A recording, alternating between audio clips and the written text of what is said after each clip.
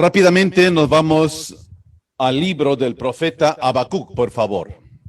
Habacuc, capítulo 3, versículo 2. Oh Jehová, he oído tu palabra y temí. Oh Jehová, aviva tu obra en medio de los tiempos. En medio de los tiempos, hazla conocer. En la ira, acuérdate de la misericordia. Cuando el profeta Habacuc ora, él se identifica con su pueblo y le pide a Dios que avive su obra. Y cuando Dios quiere avivar su obra, siempre hay problemas. El enemigo se mete, de una manera u otra, entorpece el camino de aquellos que quieren entrar en la voluntad de Dios.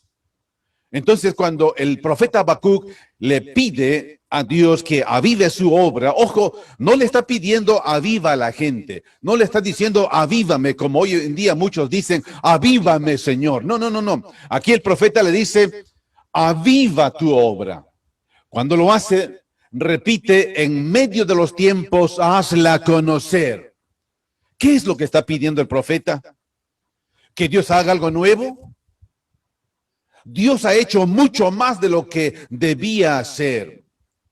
¿Qué sucede, como leemos, qué sucede cuando el profeta le dice, en medio de los tiempos, hazla conocer? ¿Qué es lo que está pidiendo? Como dije, como pregunté, ¿que haga algo nuevo? ¿Qué sucede cuando usted, padre de familia, usted, hermano, hace algo nuevo en casa cuando la familia no está presente? Y cuando la familia quizás llega de un viaje, llega de un paseo, de un día o todo el día, entonces usted hace arreglos en casa, hace arreglos en la sala y hay un cambio tremendo. Y díganme, ¿qué sucede cuando llega la familia y ven lo nuevo? ¿Qué sucede? Obvio, los que allí viven se alegran, sonríen y también cambian su forma de ser, de actuar por los cambios que hubo. Entonces, cuando alguien cambia algo, ese cambio produce cambios en otros, ¿cierto? Pregunto, ¿qué hizo Dios para su pueblo? ¿Dios hizo algo nuevo en su pueblo? Porque aquí el profeta Habacuc le dice, aviva tu obra en medio de los tiempos. ¿Qué hizo el Señor? Fíjense, por favor, hagamos un momento de memoria, hagamos memoria. Cuando Dios sacó a Israel de Egipto, y de paso piensen usted, cuando Dios te sacó de la calamidad del pecado, piensa cómo te sacó. Cuando Dios sacó a Israel de Egipto, de esclavitud, lo sacó con grandes señales, obvio, suficiente para que ese pueblo sea el pueblo de Dios, porque ha conocido el poder de Dios, sea distinto, diferente a todos los del mundo de aquel entonces. Entonces Dios sacó a Israel, a su pueblo, de Egipto, de la esclavitud, con grandes señales, ¿cierto? Ahora bien, no solamente lo sacó, sino que los mantuvo dándole comida gratis por 40 años con pan del cielo. Imagínense, suficiente actividad divina para que uno viva completamente consagrado, identificado con Dios. Pero no fue así. Israel, conocemos la historia, de tiempo en tiempo, Israel entendía cómo Dios obraba y todas las victorias que tenían sobre sus enemigos eran por la acción del cielo. La obra de Dios estaba activa, latente, vigente en ese momento, pero ese pueblo era torpe, necio. Piensen por un momento, hagamos un poco de memoria, un poco más. ¿Recuerdan al gran Gedeón? ¿Recuerdan la historia? Fíjense, cuando los madianitas estaban haciendo problema a Israel, y ahí había un muchachito preocupado quizás más que los dirigentes de aquel entonces. Entonces, fíjense, en ese momento, cortemos la historia, en ese momento había más o menos 132,000 enemigos. Entonces cuando Gedeón habla con Dios, o Dios habla con Gedeón, le dice que prepare un ejército. Y Gedeón se preocupa, me imagino lo que hizo Gedeón. Entonces, pensando en los 132,000 enemigos, Gedeón juntó 32,000 guerreros. Imagínense. Fíjense, miles y miles. Habían 132,000 enemigos y Gedeón juntó a 32,000, 32,000 guerreros. Un gran número. Dios le dice a Gedeón, son muchos, le dice. ¿Cómo? Son muchos. Prácticamente Dios le dice a Gedeón, anda, dile a ese grupo, a esos guerreros que tú ves guerreros, dile si tienen miedo. Si tienen miedo, mejor dile los que tienen miedo que sean sinceros y que se vayan. ¡Wow! ¿Saben cuántos se fueron? 22,000 miedosos, cobardes. Así como hoy en día hay cobardes y miedosos, no quieren anunciar el evangelio. Esos miedosos se fueron, quedaron ¿cuánto? 10,000. Entonces Dios, me imagino, a Gedeón le dice, son muchos. ¿Qué? ¿Cómo que muchos? 132,000 y somos 10,000. Son muchos. Entonces Dios le dice algo.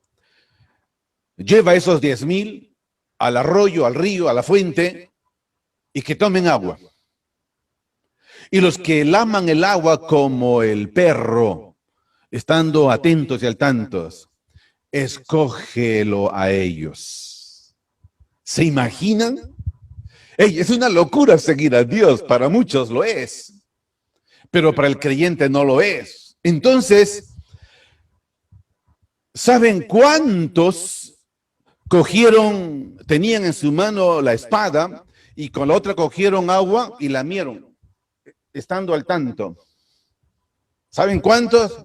300. Y 9,700 se metieron de cabeza al río. Y Dios dijo a esos, bótalos. Señor, 300 y 132,000 enemigos, ¿qué hago? Dios le dice, tú no haces, yo lo hago. Ahora, ¿se imaginan? Piensen, calculen. 132,000 entre 300. Eso quería decir que por un israelita habían 440 enemigos. Imagínense un solo hombre peleando contra 440 enemigos. Eso es lo que hace Dios. ¿Se imagina? Quizás Dios diga hoy. Me imagino, quizás Dios dice hoy. Bueno, hoy, primer día de la semana, hoy va a jugar la selección deportiva de fútbol de su país. Muy bien. Entonces, todos aquellos que lo ven por TV, deséchalos a mis hijos. Y los que al menos escuchan por radio, al menos sepáralos. Eso es bueno, ¿eh? Entonces, y vota a los mundanos. No hagas la obra con mundanos que están allí viendo el televisor. Y los que están allí en la accionar espiritual, a menos con radio, o se enteran después, o mejor dicho, se enteran después. A eso escógelo. Me imagino. Fíjense cuántas maravillas hizo Dios con su pueblo, y este pueblo era rebelde y contradictor. Va a decir el Sagrado Escrito, todo el día extendí mi mano a un pueblo rebelde y contradictor. ¿Se imaginan? Si hay un pueblo que tenía que ser el consagrado a Dios, ese era Israel, porque Dios se le manifestó de maneras distintas, diferentes, constantemente. Entonces, pregunto, ¿hizo algo Dios? Claro que hizo. Por favor, vayamos al profeta Isaías, capítulo 5, por favor. Fíjense, Isaías capítulo 5, y leemos el versículo 4. ¿Qué más se podía hacer a mi viña que yo no haya hecho en ella? como esperando yo que diese uvas, ha dado uvas silvestres. Nótese la expresión del Señor. Esperando, dice, que diese uvas, ha dado uvas silvestres. Oh, hermanos y amigos, estos tiempos, llamado tiempo de pandemia que estamos viviendo, este tiempo está demostrando que no hay vida del cielo en muchos llamados cristianos. Hay más vida del mundo en muchos llamados cristianos. Hace falta un avivamiento de Dios. Pero Dios ya hizo algo. Hay más vida del mundo en los llamados cristianos. ¿Qué está sucediendo? Repito, se necesita un avivamiento. Hay frialdad e indiferencia por las cosas de Dios. Dios manda, ellos no hacen y se llaman cristianos. Hablo del mundo en general. Un mundo en el cual está lleno de países cristianos, indican. Y también hay el otro mundo, el mundo evangélico, donde dicen, soy evangélico. Pero no están haciendo la voluntad de Dios. ¿Qué está sucediendo? Solamente están inmersos, sumergidos en sus propios intereses para que crezca su bolsillo, crezca su terreno, pero no están inmersos en la viña del Señor para que se extienda el reino de Dios. No estudian la doctrina como debe ser para enseñar la sana doctrina. ¿Qué está pasando? Se necesita un avivamiento.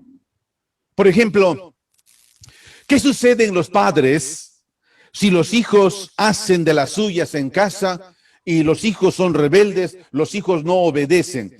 ¿Qué sucedería? ¿Qué pasaría con esos padres? ¿Cómo se sentirían? ¿Decepcionados? ¿Tristes? Ahora te pregunto, si tu vida está inmersa en el mundo, hay más mundo que el cielo en tu vida, en tu corazón, amas más las cosas del mundo que las cosas de Dios. Te pregunto, ¿cómo está Dios? ¿Cómo te ve Dios? Ahora bien, ¿de quién debe partir la iniciativa del avivamiento? ¿De Dios? ¿Quién necesita avivarse? Dios tiene que empezar en este momento. Si necesitas avivamiento en tu vida, dime quién debe tomar en este momento la iniciativa. ¿Dios? No. Porque desde hace muchos años en la historia épica, bíblica, y hace 2000 años atrás Dios ha hecho mucho. Por ejemplo, en la cruz del Calvario dio la vida de su hijo murió en la cruz. Fue sepultado, al tercer día resucitó poderosamente y ahora está en los cielos. Antes dio un mandato de llevar el evangelio. Dígame, Dios tomó ya la iniciativa, pero el hombre no lo hace. Ahora le toca avivarse a los que creen. Ahora uno debe tomar la iniciativa de buscar a Dios y vivir la vida de Cristo, como el apóstol Pablo dijo. Mas Cristo vive en mí. Me gusta ese detalle. Mas Cristo vive en mí. Él no vivía, Cristo. Por eso dice Pablo en otra parte, y por todos murió, para que los que viven ya no vivan para sí, sino para aquel que murió y resucitó por ellos. Y le pregunto, ¿eso se está viendo en la vida de muchos llamados cristianos? Parece que no. Oyen más la voz de su familia, oyen más los consejos de su familia, oyen más las interrogantes de su familia que la palabra de Dios, que el consejo de Dios. Le hacen caso más a su familia, le hacen caso más al mundo y no a Dios. Estos tiempos llamados pandemia está demostrando todo eso. Hace falta, urge un avivamiento. Que el avivamiento, que este Gálatas 2:20 sea una realidad en la vida de todos los creyentes. Hace tiempo atrás, un joven me invitó a una reunión. Yo tenía en ese entonces 20 años. Tiempos maravillosos. Y saben, hoy son mucho más maravillosos. Y él me dijo, era un jovencito de una denominación, y me dijo, hermano, te invito a mi iglesia. ¿A tu iglesia? Vamos, pues, en mi iglesia hay avivamiento, me decía. Y era la primera vez que escuchaba la palabra avivamiento. Yo tenía 20 años, casi 2 años de creyente recién. Avivamiento. ¿Y cómo es eso? Le digo, no, ahí hay, Dios está presente. Vaya. Y cuando fui, había gritería, había una orquesta con un sonido terrible, unos bajos, una batería, sonidos estridentes, y el que empezó a orar empezó a gritar como si Dios fuera sordo, y los otros también gritaban, y al salir dije, hey, ¿qué fue todo eso? ¿Que no has sentido? La verdad, no he sentido, solamente he sentido vergüenza de haber estado allí, le digo. Ah, tú no entiendes, me dice. Ahora escuchen, por favor. Sé de muchos grupos que ponen equipos de sonidos, variedades de instrumentos musicales y a todo volumen. La gente viene y al ver que todos gritan, que todos saltan, que todos cantan con toda la música que le ponen de acompañamiento y dicen, aquí hay avivamiento. No, señores, eso no es avivamiento. Eso es solo un atractivo a los sentimientos, a los sentidos, porque en ese momento se alegran y para otra vez alegrarse, estar emocionado, tienen que ir nuevamente a sus cultos con todos sus instrumentos. A ver, quiten toda la instrumentalidad de ese lugar y van a decir, uy, estamos en decadencia, no hay avivamiento. Todo eso es tan solamente un grato entretenimiento a los sentimientos. Aunque canten himnos, solo están animados cuando están en sus reuniones. Nada más. Lejos de la reunión no hay esa vitalidad, ese vigor, esa emoción. No lo hay. Entonces, ¿qué está pasando? ¿Qué es avivamiento? Avivamiento es la vida de Cristo en acción.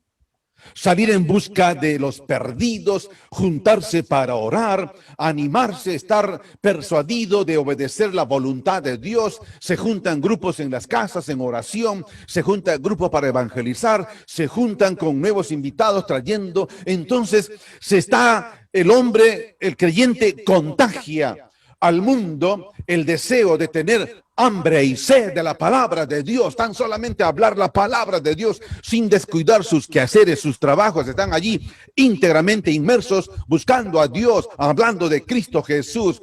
En otras palabras, repito, vamos a contagiar de tener hambre y sed de la palabra de Dios al mundo. Eso es avivamiento, la vida de Jesucristo activa en cada creyente. Cuando Jesucristo vino a este mundo, Él era un avivamiento porque Él tenía la vivencia de Dios, la vida de Dios.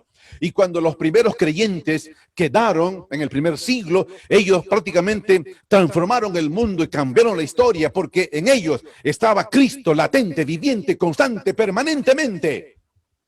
Por eso dice la Escritura, y perseveraban en la doctrina de los apóstoles, en la comunión unos con otros, en el partimiento del pan y en las oraciones, Cristo latente, presente.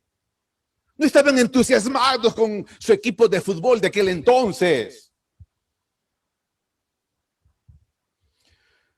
Y todo comienza con volverse a Dios, de retomar el primer amor a Dios en Cristo Jesús. Es lo que se debe hacer, arrepentirse. Arrepentirse de estar tan solamente sumergidos en lo terrenal. Dejar de amar lo mundano. Soltar lo temporal y aferrarse de lo eternal. Por favor, vayamos rápidamente al Génesis propiamente y entramos al tema que tenemos hoy. Génesis capítulo 35, por favor. Lo digo claramente, Génesis capítulo 35, versículo 1 al 7. Leemos su palabra.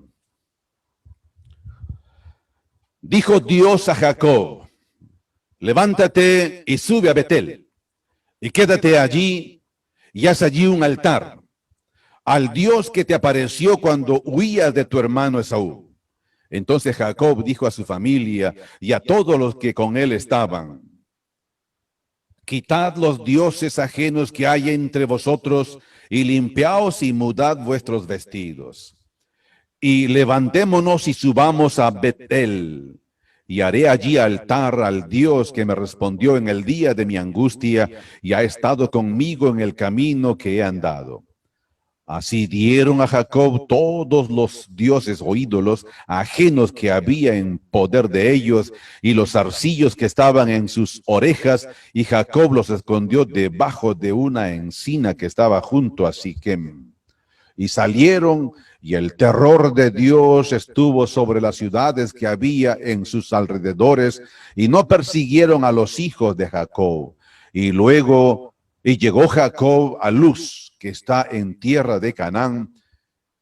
Esta es Betel, él y todo el pueblo que con él estaba. Y edificó allí un altar y llamó al lugar el Betel, porque allí le había aparecido Dios cuando huía de su hermano. Hasta allí, hasta allí. Dije hace un momento, para tener ese avivamiento, debemos retomar esa firmeza que un día la tuvimos. Y todo comenzará con volverse a Dios, regresar a Dios, doblar rodillas, retomar el primer amor, aquel amor que hemos dejado, amor a Dios, amor a Cristo Jesús. Es lo que se debe hacer, arrepentirse de estar solo en lo terrenal. Aquí Jacob menciona que ellos estaban cargando ídolos. Hoy en día, ¿cuántos cargan ídolos? El ídolo del dinero, el ídolo de los vicios, el ídolo de los deportes, dejando de lado en último lugar las cosas de Dios, y se llaman creyentes. Necesitan un avivamiento espiritual, la vida de Dios en ellos, en nosotros, constantemente dedicados, consagrados, sin descuidar tu tarea como padre, como madre, como empleado, como profesional, como ciudadano, y hacer la obra de Dios. Es lo que este mundo necesita. Jacob fue un hombre de Dios, pero había fracasado como hijo y como hermano. Incluso más tarde la familia que formó, todo en fracaso. Imagínense, hemos leído que tenían ídolos. Pero en esta historia que hemos leído, vemos trayendo de regreso a su familia hacia Dios. Llevó a su familia prácticamente a un avivamiento. El volver a Dios, el comenzar de nuevo, el ser lo que se debe ser, lo que Dios quiere que seamos delante de Él. Necesitamos retomar entonces nuestro primer amor para un avivamiento. Jesús dijo a la iglesia en Éfeso: pero tengo contra ti que has dejado tu primer amor. Se debe volver a Betel como Jacob lo hizo, Jacob y su familia. Porque en el versículo 1 leemos: dijo Dios a Jacob, levántate y sube a Betel y quédate allí, y haz allí un altar al Dios que te apareció cuando huías de tu hermano Esaú. Es que Jacob, al volver a la casa de Dios, porque así significa Betel, significa casa de Dios, Jacob puso por nombre Betel a una ciudad que antes se llamaba Luz, porque él llegó allí. Él había engañado a su hermano, le robó la primogenitura, y Esaú quiso matarlo, y éste escapaba por su vida, habiendo escuchado el consejo de mamá. Escapó, se portó mal, actuó mal, pecó contra su padre, contra su madre, contra Dios, pecó. Muchos pueden pensar, bueno, hice mal, ya Dios no está conmigo, por eso no voy a leer la Biblia, por eso no voy a orar, por eso no voy a congregar, porque ya me puse a libar licor, me puse a fumar, me puse a hacer cosas feas, entonces Dios ya no está conmigo. ¡Error! Dios está detrás de ti, como estuvo con Jacob. Dice, tuvo un sueño. A pesar de todo, tuvo un sueño. Fíjese, por favor, Génesis 28 rápidamente. Génesis 28 y leamos versículo 10. Obsérvese. 28:10. Salió pues Jacob de Beerseba y fue a Harán. Él llegó a un cierto lugar y durmió allí porque ya el sol se había puesto. Y tomó de las piedras de aquel paraje y puso a su cabecera y se acostó en aquel lugar. Y soñó. Y he aquí una escalera que estaba apoyada en tierra y su extremo tocaba en el cielo. Y he aquí ángeles de Dios que subían y descendían por ella.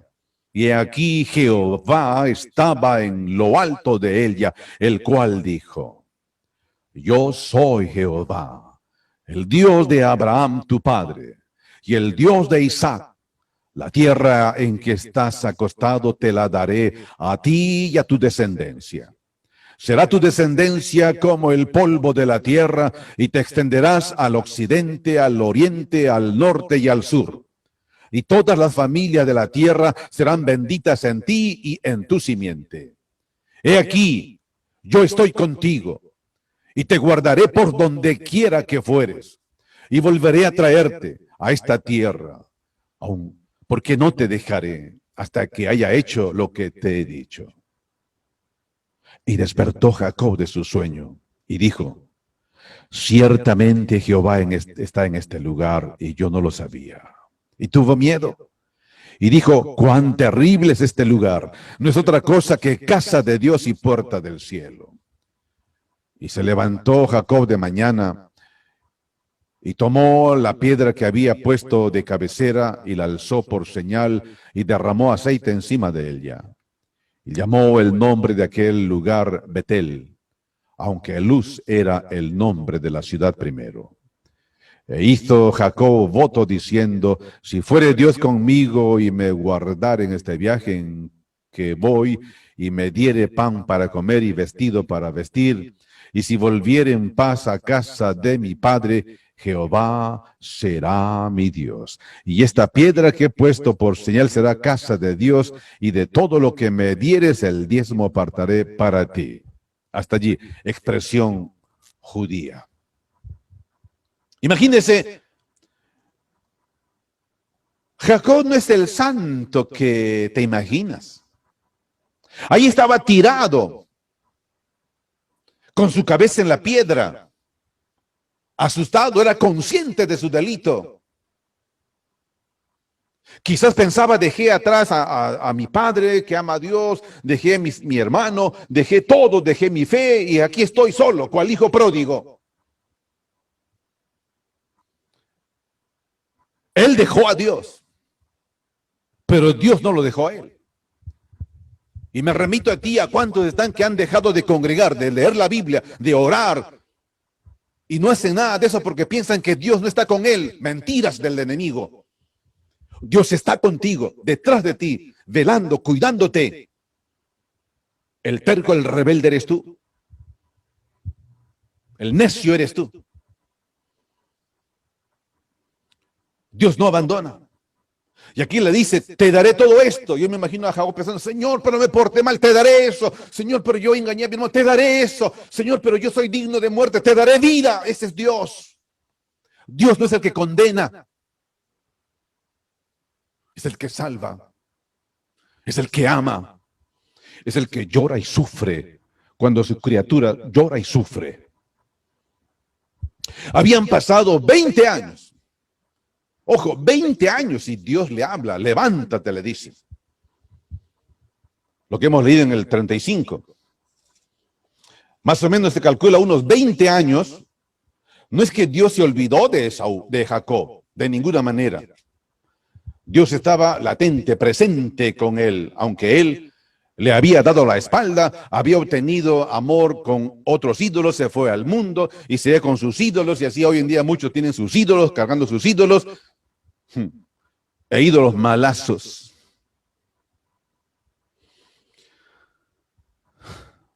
¿Crees que Dios se olvidó de Jacob? No, tampoco de ti.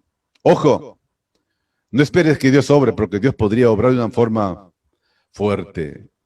Los creyentes tenemos nuestro Betel para adorar a Dios. Te pregunto, ¿los creyentes tenemos nuestro Betel? ¿Tenemos nuestras casas de Dios para adorar juntos a Dios? ¿Tenemos? No.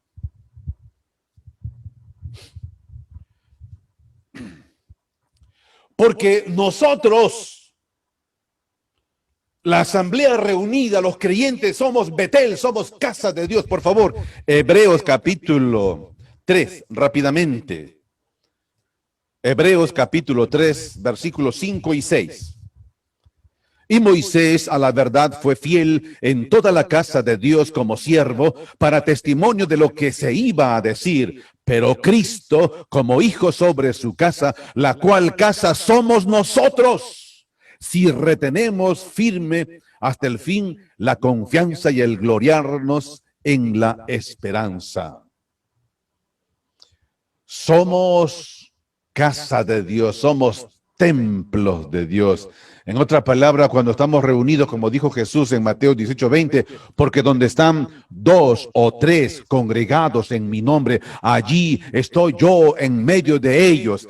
En medio de ellos la casa de Dios y en el medio está Cristo Jesús, casa de Dios. Ciertamente, casa de Dios y puerta del cielo se convierte cuando estamos reunidos en su nombre.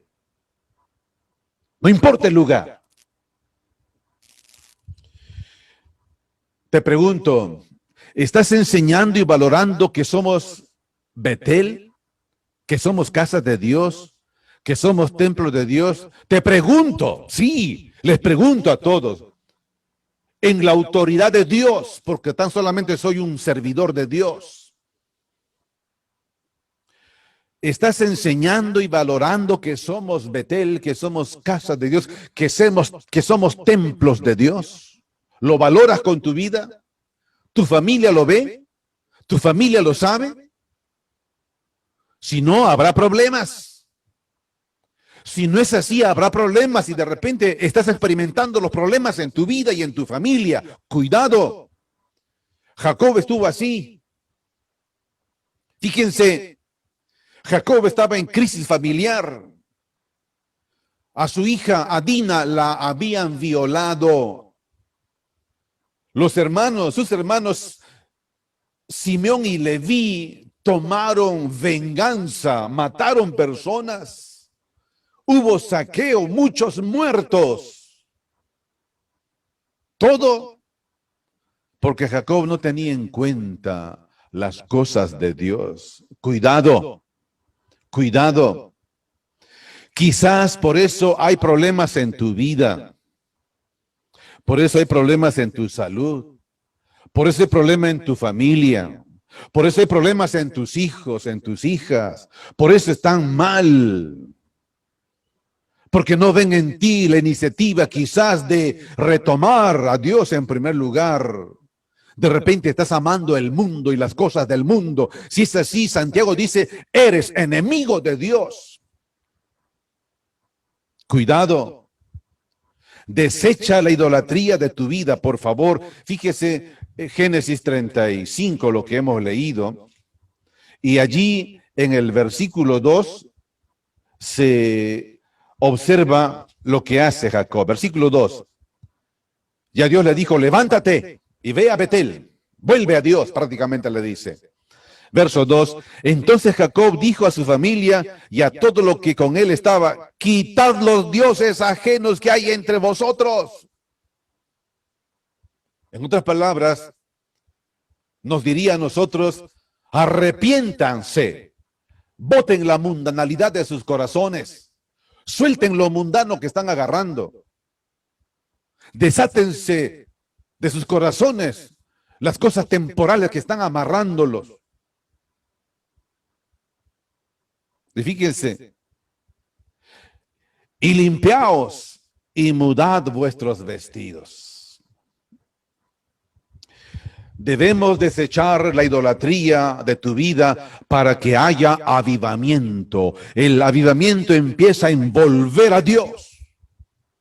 El retomar el amor, el primer amor que hemos dejado. En Jacob hubo descuido. Él permitió que los vicios, la idolatría, entraran a su casa, a su familia. Raquel era una idólatra, ustedes saben. Escondió los ídolos de su padre, de Jacob. Jacob era un idólatra. Amaba a la selección de su país, a la selección de fútbol de su país, amaba. y sufría cuando perdía, como muchos hoy. Yo no. Este Jacob tenía ídolos. Este no respetaba a Dios. Era escogido de Dios, pero no respetaba a Dios. Era mundano. Se hizo de ídolos. Cuidado. Pero la corrección vino. Dios le dijo, levántate, como te dice hoy, levántate.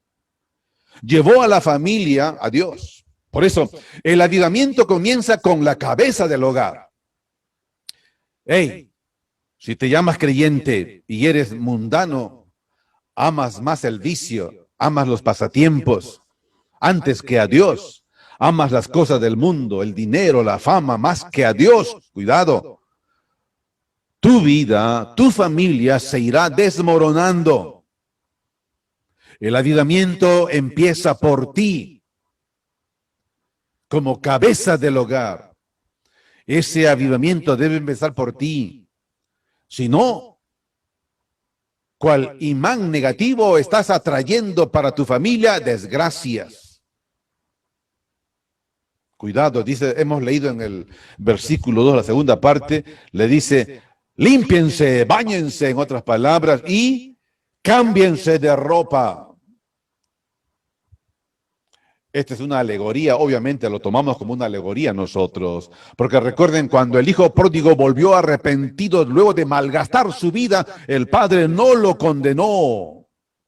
El padre demostró amor. ¿Y saben qué? Y el padre dijo, al ver al harapiento de su hijo que había venido todo cochino y apestoso, el padre dijo, obviamente que lo bañen, y dice, sacad el mejor vestido y vestidle. Cuando Jacob volvió a Dios, la familia vio a Jacob que volvía a Dios, entonces la familia dejó lo mundano, dejó los ídolos y se volvieron a Dios. Por eso el apóstol Pablo en Efesios capítulo, fíjense por favor, vayamos a Efesios capítulo 2, leemos en el 19, 2:19, así que ya no eres extranjero,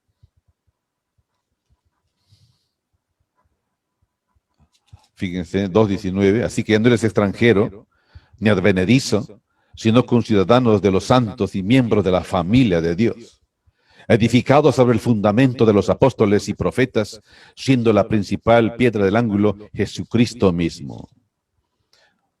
Ahora, 2:2, fíjense. 1 y 2, y Él os dio vida a vosotros cuando estabais muertos en vuestros delitos y pecados, en los cuales anduvisteis en otro tiempo, siguiendo la corriente de este mundo, conforme al príncipe de la potestad del aire, el espíritu que ahora opera en los hijos de desobediencia, entre los cuales también todos nosotros vivimos en otro tiempo, en los deseos de nuestra carne, haciendo la voluntad de la carne y de los pensamientos, y éramos por naturaleza hijos de ira, lo mismo que los demás. Si hay aún eso, siendo creyentes, necesitamos volver a Dios. Que tus hijos te vean tomar la Biblia cada mañana. Que tus hijos te vean orar aunque ellos no quieran orar contigo. Al obedecer a Dios, cuando uno empieza a obedecer a Dios, uno empezará a disfrutar las bendiciones que Dios nos ha dado. Los temores de Jacob y de su familia desaparecieron. Porque hemos leído en el Génesis 35 que ya no había persecución contra la familia de Jacob. Incluso más adelante observamos que Esaú vino en paz. Los temores de Jacob desaparecieron cuando volvieron a Dios. Y repito, ya no le perseguían, ya no lo odiaban en un sentido. Y se cumple la promesa de Dios de Proverbios capítulo 16. Obsérvese, Proverbios capítulo 16, y leamos el versículo 7. 16:7. Cuando los caminos del hombre son agradables a Jehová, aún a sus enemigos hace estar en paz con él. Lo voy a repetir. Cuando los caminos del hombre son agradables a Jehová, aún a sus enemigos hace estar en paz con él. Esto debe ser un llamado a los que son cabeza de familia. Sí, no te escondas. Te hablo a ti, cabeza de familia. Y si eres la única creyente en casa o mujer, te hablo a ti. En un sentido, cabeza espiritual de la familia.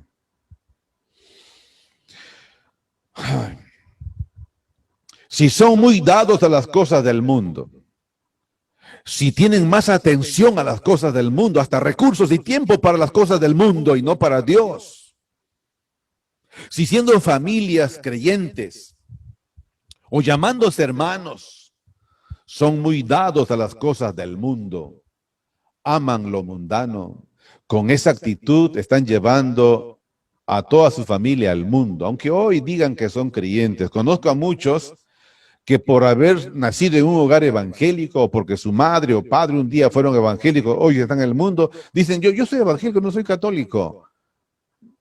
Por tradición, así como hay católicos por tradición, también hay evangélicos por tradición. Están más inmersos en el mundo. Conozco a muchos que han estado ovacionando el comunismo en estos últimos días aquí en Perú y se llaman cristianos. Si no llevan a su familia a Dios con sus vidas, con su ejemplo, no habrá vida de Dios en su familia.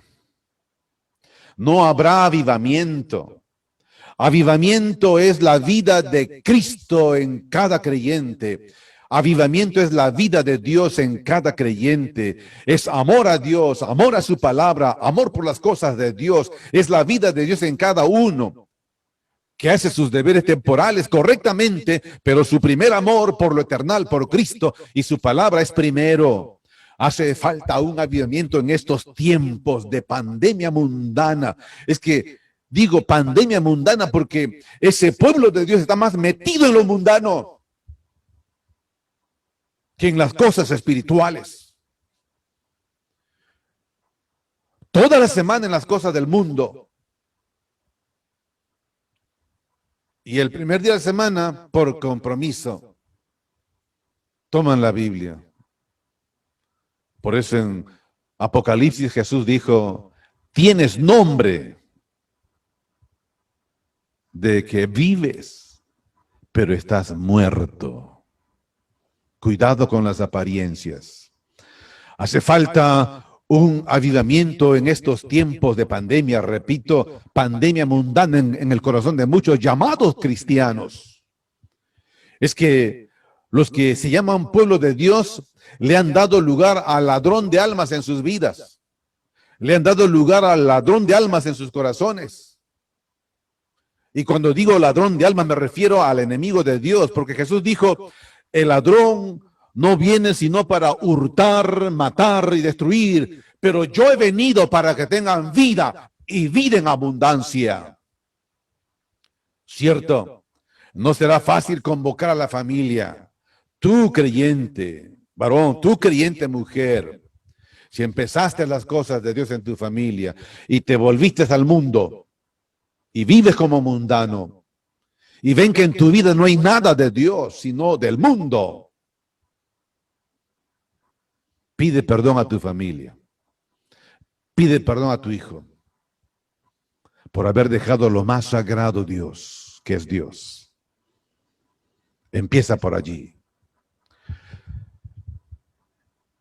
Cuando Cristo ascendió al cielo, dejó una congregación, una asamblea, la primera iglesia de 120 personas.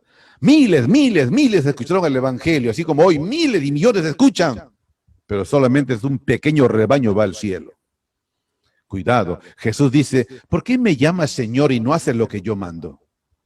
Vosotros sois mis amigos si hacéis lo que yo os mando, pero hoy en día son mucho más amigos del mundo porque aman al mundo. Santiago dijo, si alguno se hace amigo del mundo, se constituye enemigo de Dios. Urge un avivamiento. Si en tu corazón no hay amor por las almas de Cristo, hacia Cristo, por llevar a los perdidos a Cristo, algo está pasando. No eres templo de Dios, porque el templo del Espíritu Santo nos mueve a obrar en las cosas de Dios. En el tiempo, primer siglo, los creyentes vivían a Cristo, había avivamiento.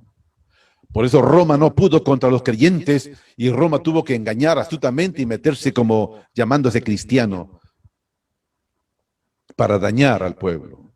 Por eso, cuando se vuelvan de corazón a Cristo y dejen una cristiandad de costumbrismo y sea realmente una cristiandad en espíritu y en verdad, entonces habrá un mover del espíritu día a día, un orar a Dios cada día, un buscar su palabra, buscar su rostro. Y el mundo sabrá que en ese creyente realmente Dios habita.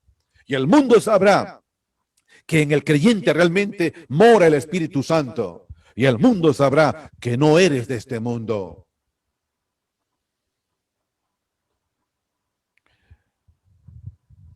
Penúltimo versículo, Efesios 5:14. Bien conocido este texto. Por lo cual dice, despiértate tú que duermes y levántate de los muertos y te alumbrará Cristo. Como le dijo a Jacob, levántate y ve a Betel y edifica allí un altar. Ahora nosotros nos pide, levántate, que vives como mundano, y empieza las primeras obras. Entonces todos vivirán su fe, como Pablo escribió a los Gálatas 2:20. Con Cristo estoy juntamente crucificado y ya no vivo yo, mas Cristo vive en mí. Y lo que ahora vivo en la carne, lo vivo en la fe del Hijo de Dios, el cual me amó y se entregó a sí mismo por mí.